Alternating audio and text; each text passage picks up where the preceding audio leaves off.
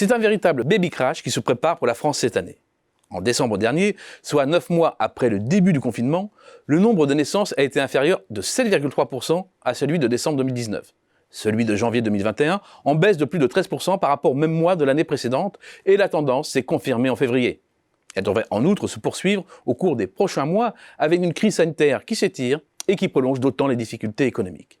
Les spécialistes ont en effet peu de doute sur le lien étroit entre les conséquences économiques de la pandémie et la faiblesse actuelle du nombre de nouveau-nés.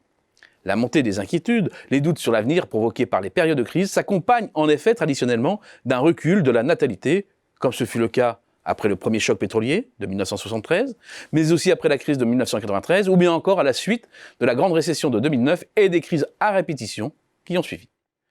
Avec en plus, pour la période actuelle, des facteurs spécifiques, liés à la fermeture lors du premier confinement des centres de procréation médicalement assistés qui sont à l'origine de 3% des naissances en France chaque année, ou liés aux craintes de la transmission du virus de la mère à l'enfant, ce que l'on sait maintenant être des cas extrêmement rares. Mais une crise ne stoppe pas les naissances, elle les reporte à plus tard. Il devrait donc y avoir tôt ou tard une forme de rattrapage, même si aucun boom n'est à attendre. Non pas que ceux qui projetaient d'agrandir leur famille vont abandonner leur projet, mais le nombre de nouveau-nés s'inscrivait déjà sur une pente descendante depuis 2015, quelle que soit la conjoncture. Par rapport au standard de la fin des années 2000 et du début des années 2010, il manque ainsi désormais environ 75 000 nourrissons par an. Pour certains, c'est la marque des échecs à répétition des politiques familiales, ce qui ne cadre pas avec les faits. Il faut trouver autre chose.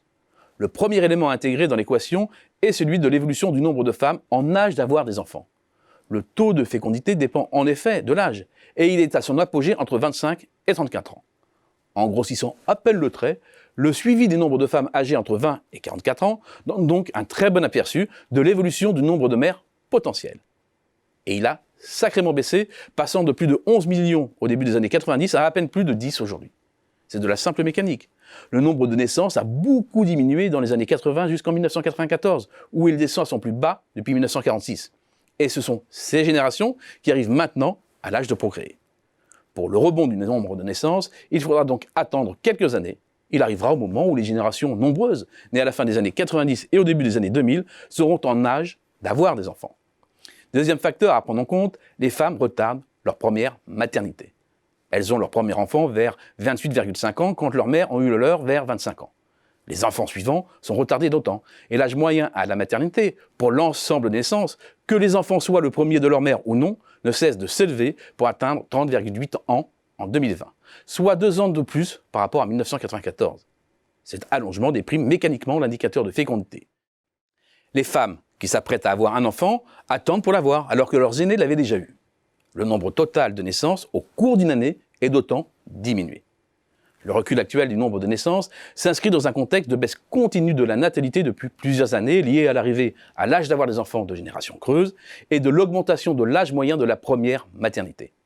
Au-delà d'un petit soubresaut post-pandémie, il y a donc à court terme un côté irréversible à la baisse des naissances en France.